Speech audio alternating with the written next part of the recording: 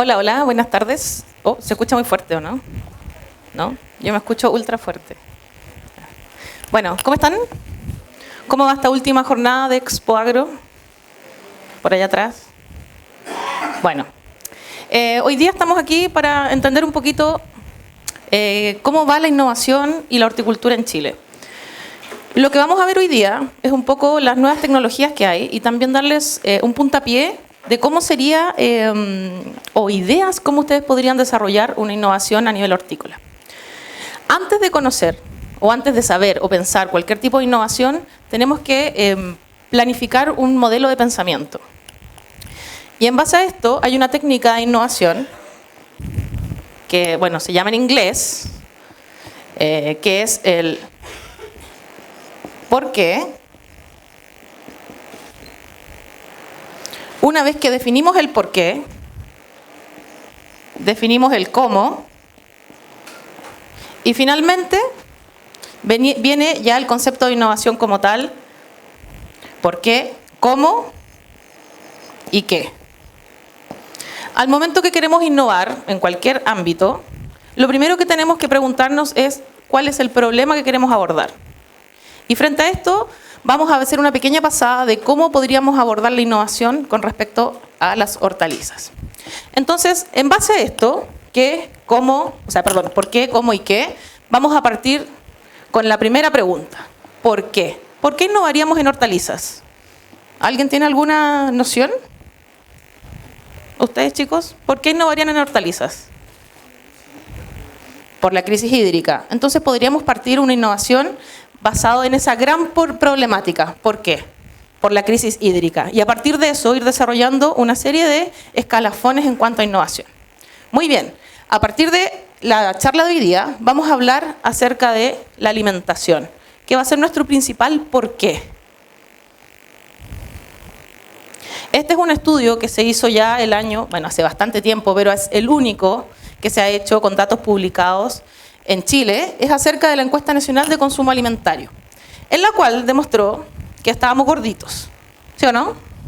Somos uno de los países en América Latina con mayor índice de obesidad. Estamos, según la OCDE, como el segundo país con mayor obesidad adulta, es decir, con personas de sobre 15 años o más. Y aquí uno de los resultados que es bastante interesante, está basado, este gráfico, en cuanto a cuál sería el cumplimiento de alimentación saludable, en base a distintos grupos alimenticios. El primero que vemos es agua, fíjense, menos de un 20% a nivel nacional. ¿Y qué pasa con las frutas y verduras? Fíjense que estamos cercanos al 50%. ¿Podría ser nuestro porqué? Claramente, o sea, a partir de esto, sabemos que tenemos que incentivar el consumo de frutas y verduras, ya que ese es nuestro tema. Los lácteos y el pescado, bueno, lo verán ahí otros profesionales.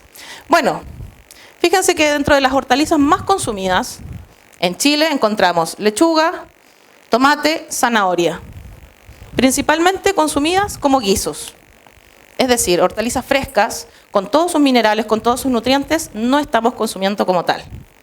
Además, ¿qué más vemos? Este mismo estudio arroja otras tendencias bastante importantes. Fíjense, cumplimiento de la recomendación alimentaria para consumo de algunos grupos de alimentos según el nivel socioeconómico. Quiere decir que aquellos de nivel de franja amarilla son aquellos que tienen nivel socioeconómico alto. Quiere decir que tienen mayor poder adquisitivo. Bueno, si se fijan, aquellos que tienen mayor poder adquisitivo están cercanos al 60% de consumo de frutas y verduras. ¿Y qué pasa con aquellos que están bajo? Fíjense, estamos cercanos al 40%. Por tanto, ahí, nuevamente, hablando del por qué, seguimos encontrando una brecha. Estamos consumiendo pocas frutas y hortalizas y además, aquellos grupos social que es de bajos recursos no tiene acceso suficiente o no tiene el conocimiento suficiente para poder consumirlas. Bueno, ¿qué más nos arroja este estudio? Cumplimiento de la recomendación alimentaria en base a algunos grupos de alimentos según el rango etario. Si vemos la barrita celeste, que son los niños, son los que menos comen. Porque viene el problema de que no me gusta, que me carga el brócoli, etc. Sin embargo, cuando ya nos ponemos un poco seniles, empezamos a hacernos exámenes de sangre, nos empiezan a encontrar hipertensión, y empiezan todos los achaques, y empezamos, ok, vamos a dejar las papas fritas, y vamos a comenzar a consumir verduras. Y si se fijan, el rango entre 30 y 65 años aproximadamente son los que tienen mayor consumo de frutas y hortalizas. Entonces, ya hemos encontrado bastantes nichos. Primero, la población en general no come frutas y verduras como debiese. Segundo, la gente de bajos recursos es la que tiene menor acceso o la que menos cumple la recomendación diaria de frutas y hortalizas. Tercero, los jóvenes no consumen hortalizas. Jóvenes, me refiero a menores a 25 años hacia abajo. Entonces ya estamos encontrando, con solo la primera pregunta del por qué, estamos encontrando un gran nicho de cómo lograr la innovación, sobre todo en el rubro de las hortalizas. Bueno, y a modo general, para ir ya cerrando este por qué, vemos que finalmente, a grandes rasgos, la población chilena, casi el 85%, no se alimenta como se debe. El 7,8%, poco saludable, donde podríamos encontrar probablemente a los universitarios, que el completo, que es rápido, que las papas fritas, etc. Y luego encontramos al saludable, el 5,3%, donde encontramos gente idealmente ABC1, es decir, con altos recursos, y además gente que está pasado los 35, cercano a los 40 años. Bueno, entonces esto ya nos abre un sinfín de posibilidades. Y para entender esto, pasamos del por qué al cómo. ¿Cómo incentivamos entonces? ¿Alguna idea? ¿Noción? ¿Nadie?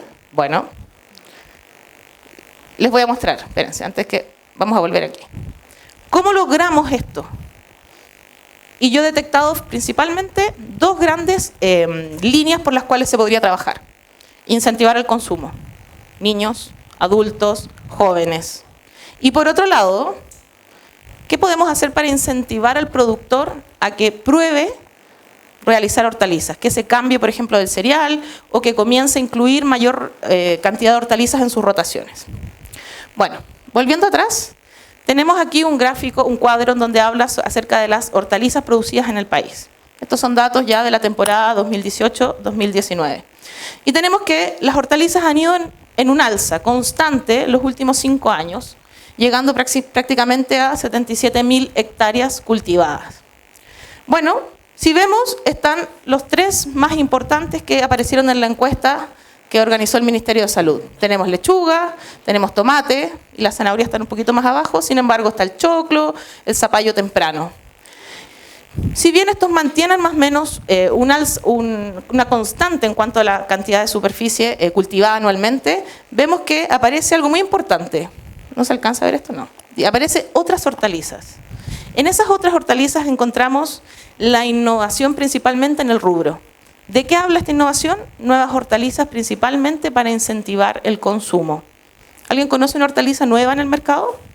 O aquí, no sé si hay algún agricultor que trabaje con hortalizas. El pak choi, por ejemplo. Hay pak choi de distintos colores. No sé si han escuchado hablar de la mitsuna. Una hojita pequeña. Está la mostaza. Hay mostaza verde, mostaza morada. Y el kale, muy bien. Que ahora hay numerosos estudios que hablan de los potenciales beneficios a la salud que trae este tipo de hortalizas. Claro, tal cual. Se fijan que en el último año se produjo un aumento en la superficie cercana al 60%. Quiere decir que el sector hortícola está haciendo un avance. No sé si pensando en este mismo por qué, sino que están tratando de llevar nuevas tecnologías, de tratar de llevar nuevas variedades. Bueno, volvamos a esta resolución del por qué. ¿Cómo? Bueno, yo quiero incentivar el consumo, yo quiero mejorar el retorno al productor, que son las dos principales aristas por las cuales podríamos generar innovación en el rubro. Bueno, ¿cómo incentivamos el consumo? Muy fácil. Vamos a facilitar el consumo. Es decir, yo no quiero llegar a mi casa, tener que sacar la lechuga del refrigerador, lavarla, picarla y recién comerla. O como hablaba en la charla anterior, tener que remojarla en cloro o tener que hacer un lavado especial. ¿Qué podríamos hacer para facilitar el consumo? Que yo llegue, abra el refrigerador y me como una ensalada, lista. ¿Conocen lo que son los alimentos mínimamente procesados? Claramente, es una opción. Bueno, ¿qué más? Mejorar la duración post cosecha. yo quiero ir a la feria una vez al mes y que el resto me dure en el refrigerador. ¿Cómo lo hacemos? Procesos innovativos. ¿Cómo? ¿Cómo vamos a lograr disminuir los porcentajes de obesidad en el país? Bueno, y lo más importante, para que esté al alcance de toda la población, precios asequibles. Ustedes conocen las hortalizas mínimamente procesadas, ¿no? Las que están en la góndola del supermercado y que están llegar y consumir. Abre la bolsa, la echa en el bol y la aliña. Listo. Ok, pero ¿cómo podemos hacer que toda la población pueda acercarse a ese tipo de productos? Por ejemplo, les ejemplifico lo que pasa en España. En España, un paquete de 200 gramos cuesta cercano a $1. 700 pesos. ¿Cuánto vale aquí los 200 gramos? ¿Quién ha comprado de esas hortalizas? Más de 1.000 pesos. Estamos hablando cercano entre 2 y 3 dólares. ¿Es una tecnología asequible? Aún no lo es. Pero sí podría hacerlo en el futuro. Bueno, y por el lado del retorno al productor, tenemos cosas bastante más sencillas para poder hacer. Disminución de costos. Disminuyamos la mano de obra, disminuyamos la cantidad de fertilizantes, disminuyamos las pérdidas, las mermas. Por ejemplo, en una hectárea de lechugas se cultivan 75.000 plantas por hectárea y lo que el agricultor logra cosechar son cerca de 35 a 40.000. Es decir, se pierde casi el 50% en cuanto a mermas. Y las mermas se traducen finalmente en un retorno al productor. Disminución de mermas, variedades resistentes, por ejemplo, mejoramiento en algunos procesos productivos, aplicación de plaguicidas con drones, por ejemplo. No sé si vieron afuera, están todos los drones ahí en exhibición. Y todo esto debiese conllevar de la mano un aumento en la rentabilidad de estos productos. Muy importante. Bueno, ahora viene el qué. ¿Qué es lo que vamos a hacer? Principalmente innovación y tecnologías. Siempre les digo, aquí hay un grupo de mis alumnos y les digo siempre que las hortalizas son el hermano pobre de la agricultura. Hasta ahora, porque vamos repuntando. Si bien tenemos menos hectáreas que el rubro de la fruticultura o la ganadería o los cereales, sin embargo tenemos alto potencial productivo, porque dependiendo del cultivo que se siembre, va a depender, ¿no es cierto?, las utilidades. Veamos entonces un poquito acerca de las innovaciones y tecnologías en base a este análisis que estamos haciendo.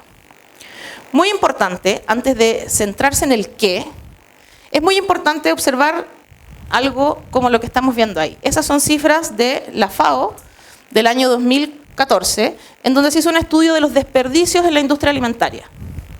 Muy importante, pensando en que además de innovar, esta innovación debe ir de la mano con un aumento en la sustentabilidad, es decir, que lo que hagamos hoy sea económicamente rentable y además no interfiera en las generaciones futuras.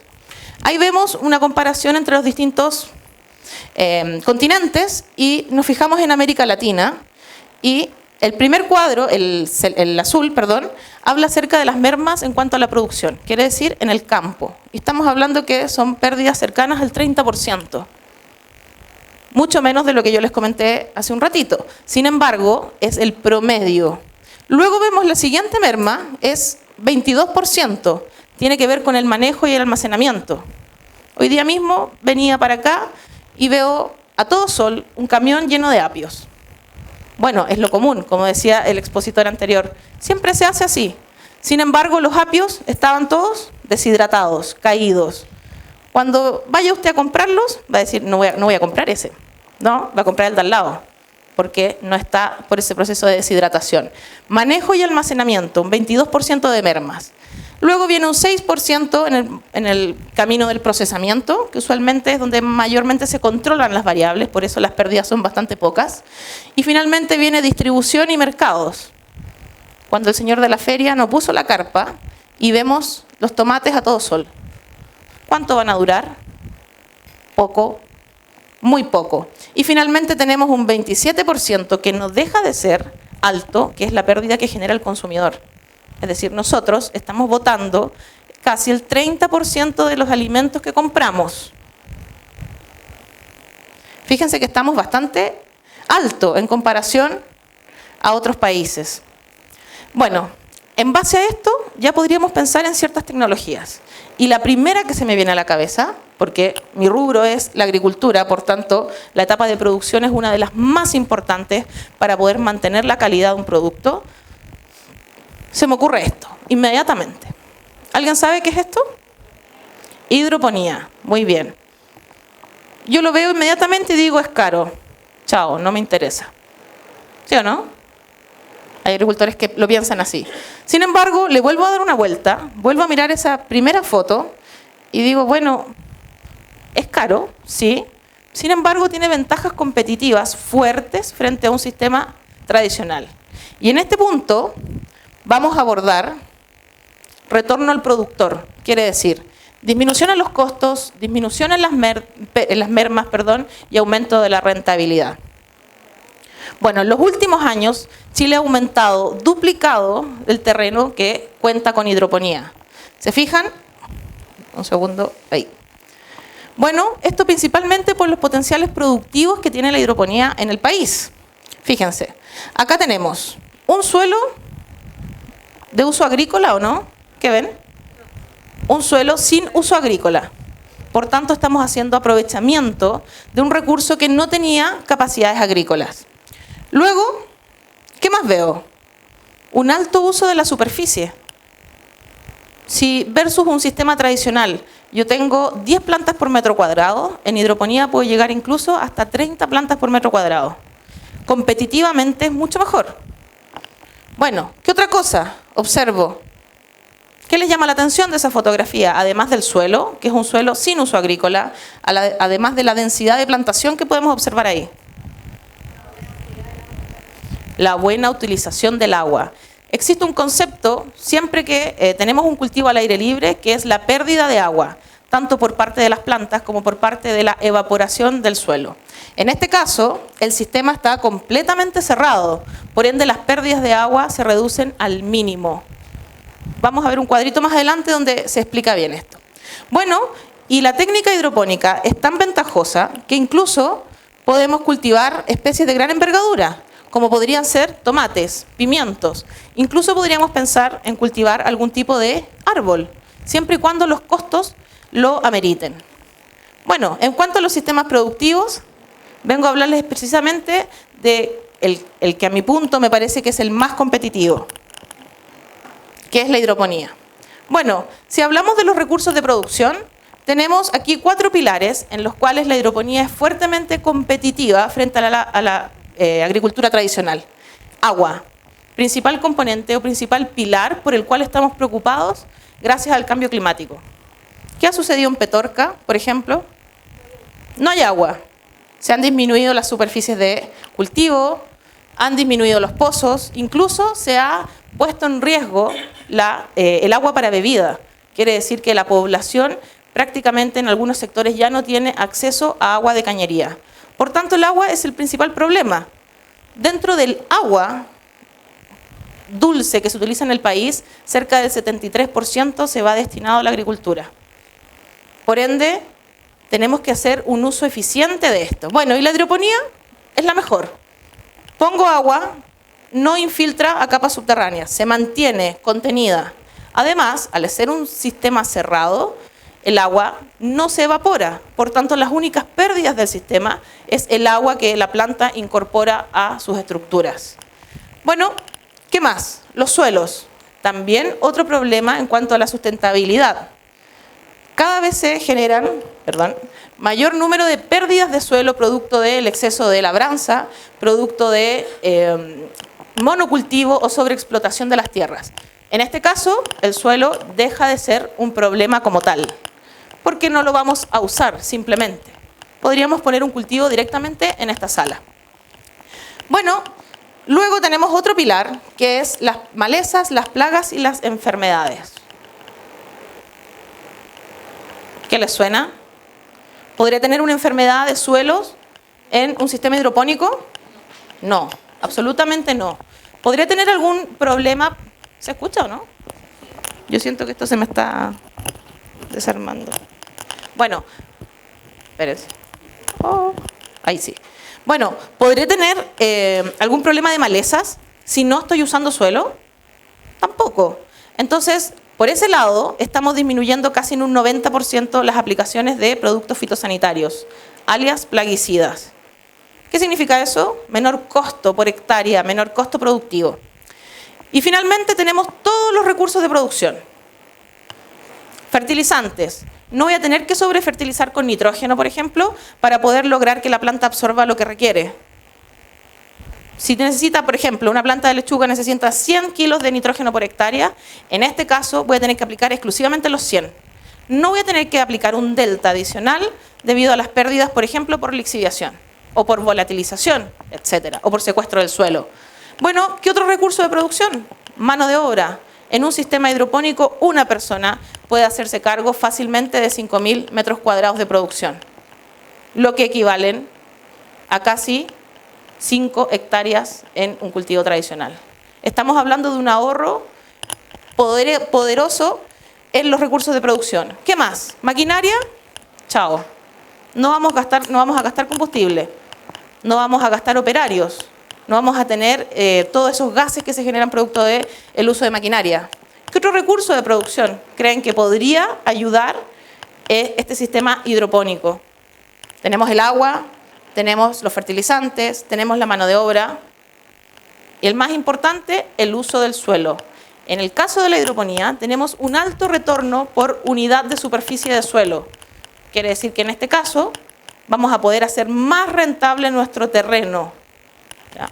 Y quiero mostrarles un estudio comparativo que se realizó en la Universidad de Bío Bío, sí, en donde se hizo la comparación entre un cultivo tradicional y un cultivo bajo hidroponía. Y podemos observar que los tiempos de cosecha se acortan. Si hablamos, por ejemplo, de lechuga, un agricultor al aire libre puede hacer 3 ciclos de lechuga por temporada, aproximadamente. Si lo trasladamos a la hidroponía, un agricultor podría lograr, con óptimas tecnologías, podría lograr hasta 8 ciclos por temporada. Es decir, competitivamente tiene algo mucho más superior. Si se fijan, en este estudio, esperen un segundo, ahí sí. En este estudio, el tiempo de cultivo a cosecha para riego por goteo fueron 80 días. Y en hidroponía lo disminuimos a la mitad, 40 días. Estamos hablando de lechuga.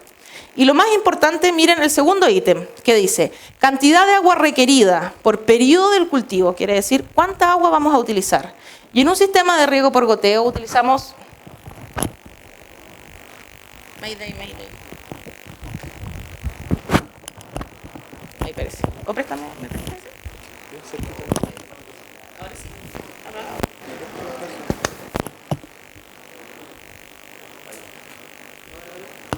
¿Aló? Ahí sí. Ya, bueno, ahora sí.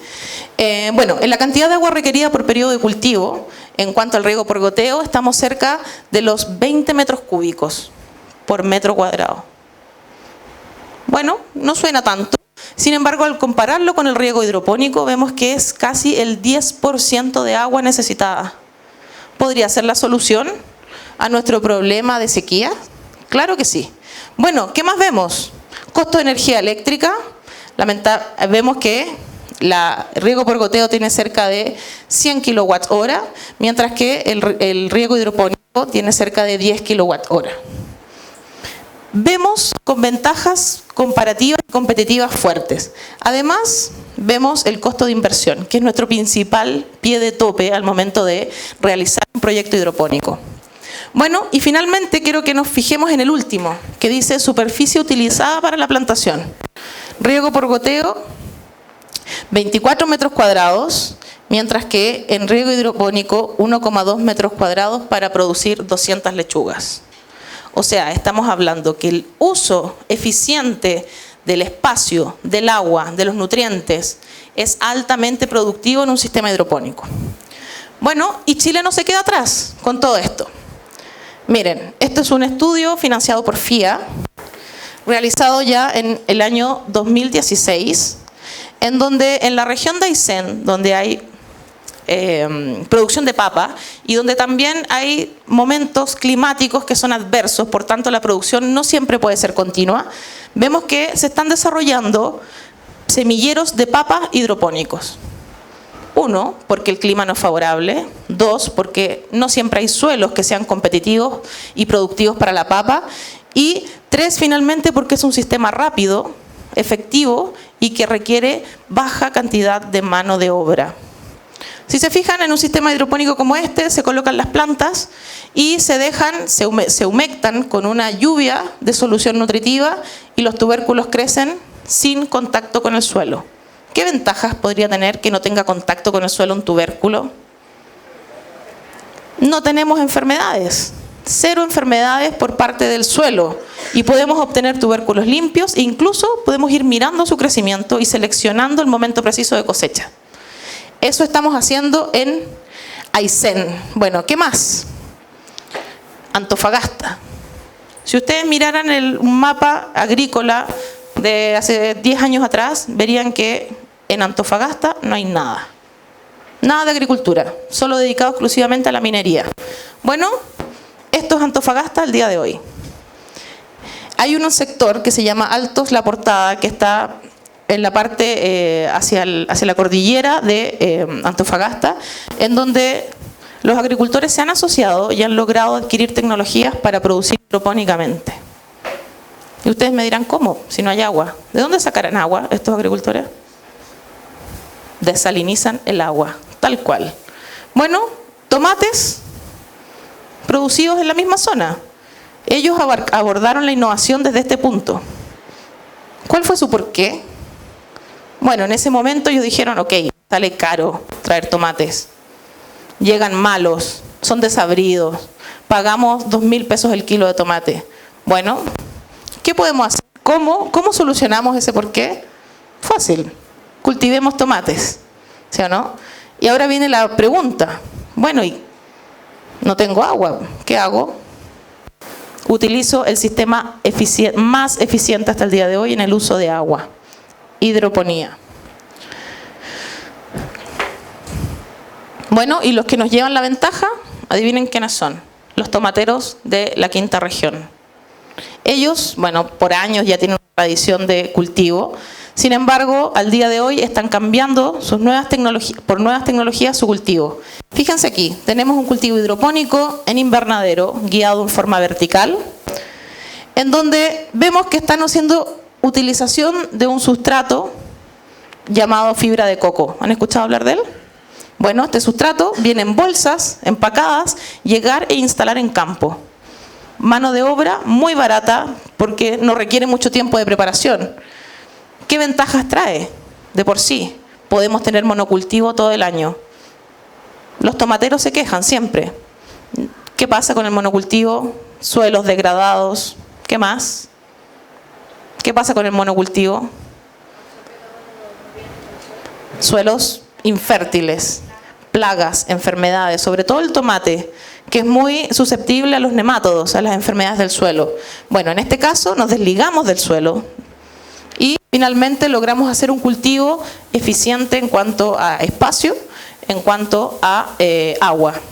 Un cultivo hidropónico puede, sobre todo en tomate, es muy eficiente. Un tomate al aire libre puede producir, para consumo fresco, puede producir cerca de 20 toneladas por hectárea.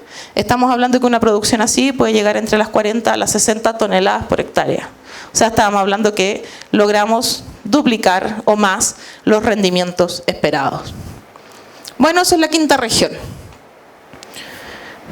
Bueno, y ahora nos pasamos un poquito a cómo aumentamos la rentabilidad o cómo incentivamos el consumo. ¿Han visto esas hortalizas? Hortalizas baby. ¿Han escuchado hablar de ese concepto? ¿Lo han visto por allá atrás? Bueno, es tan simple, es tan sencillo como que las hortalizas se cultiven, hortalizas de hoja principalmente, y se cosechen en estados pequeños, es decir, antes de que forme una planta grande. Estos estados pequeños tienen ventajas en cuanto a calidad sensorial, es decir, las hojas son más tiernas, son más blandas, tienen colores más atractivos y además es muy rápida su cosecha. Si nosotros cultivamos, por ejemplo, espinacas pequeñas, no tenemos problemas de que las espinacas sean duras o que tengan fibras, sino que simplemente las podemos comer crudas, sin problema. Y bueno, cada vez se están incorporando nuevas variedades, tal que como vemos ahí. Ese es un invernadero ubicado en la Universidad de Chile, un invernadero experimental, en donde se están haciendo los primeros ensayos de hortalizas baby de distintas variedades, espinacas, mitsunas, pak choi, etc. Bueno, ¿cómo mejoramos entonces o incentivamos el consumo de hortalizas? Incorporando hortalizas nuevas. Y ahí es donde viene el segundo paso de la innovación en las hortalizas, que podría ser la internalización de nuevas variedades. ¿Cómo estarían consumiendo una espinaca roja, una espinaca de tallo naranjo o albahaca morada, lechugas costinas moradas, tomates de colores, etcétera? Todo esto en pos de favorecer la innovación. Bueno, vamos a abordar ahora el tema de el consumidor. ¿Cómo hacemos que facilitar su consumo? ¿Cómo lo ayudamos a poder aumentar esa dosis o esa ingesta diaria de hortalizas? Y antes que eso me quiero detener en este pequeño tema que nos habla acerca de cómo funciona la poscosecha de las hortalizas. Bueno, ahí vemos un tomate. ¿Aló? Sí. Ahí vemos un tomate, el cual está siendo afectado por distintas variables. Cada vez que nosotros compramos una hortaliza, tenemos que pensar que está viva. Por tanto, va a ir modificando sus características a lo largo del almacenaje. Lamentablemente, las hortalizas tienen menor capacidad de almacenarse que sus hermanas las frutas. Las frutas tienen una piel bastante más gruesa, por tanto pueden durar en el refrigerador bastante más tiempo. Sin embargo, cuando hablamos de hortalizas, estas morfológicamente tienen diferencias, y estas diferencias hacen que duren bastante poco en el refrigerador o en el almacén o en el anaquel de un supermercado. Bueno, existen principalmente 4 factores que influyen en la duración post cosecha de una hortaliza. El primero, vamos a hablar de la respiración. Las hortalizas o las plantas en general tienen que mantener un metabolismo constante.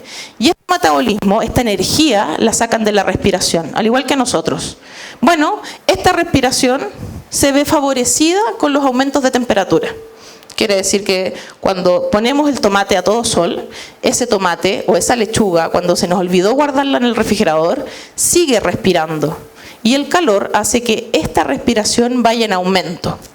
Bueno, ¿qué sucede con la respiración? Principalmente se pierden azúcares. Es decir, una fruta o una hortaliza va a perder su calidad nutritiva, su calidad de sabor. Bueno, ¿qué otras cosas suceden además de la respiración? Ocurre la transpiración, que nos quedan como pasa. Se empiezan a arrugar, se empiezan a deshidratar. Además de eso, tenemos cualquier enfermedad que venga desde el campo hacia el producto como tal.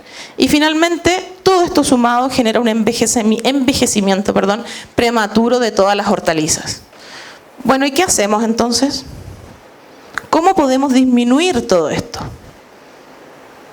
Si el principal factor que los afecta es la temperatura. ¿Cómo lo podemos disminuir? Con una cadena de frío. Muy bien. Bueno, para eso la poscosecha ha instalado nuevas técnicas para poder disminuir estas mermas o estas pérdidas. Bueno, tal cual como hablaba en la charla anterior, distintas cadenas de procesamientos, ¿no es cierto?, se realizan, sobre todo en condiciones de frío, para poder disminuir todas estas pérdidas que se generan. Y además se generan estos productos que pueden haber ahí, que conocen algunas marcas probablemente. Estos productos facilitan el consumo al agricultor, facilitan el consumo a las personas, a aquel nicho de consumidores que estamos buscando. Bueno, si se fijan, hortalizas listas para consumir. Se llaman cuarta gama y están aquí para poder mejorar el consumo de frutas y hortalizas. Bueno, ya que hemos hablado acerca de cómo innovar, el por qué, el cómo y el qué, es decir, cómo podemos planificar esto, quiero escucharlos a ver ustedes si es que tienen alguna idea acerca de algún proceso de innovación, para que hagamos esto un poco más dinámico.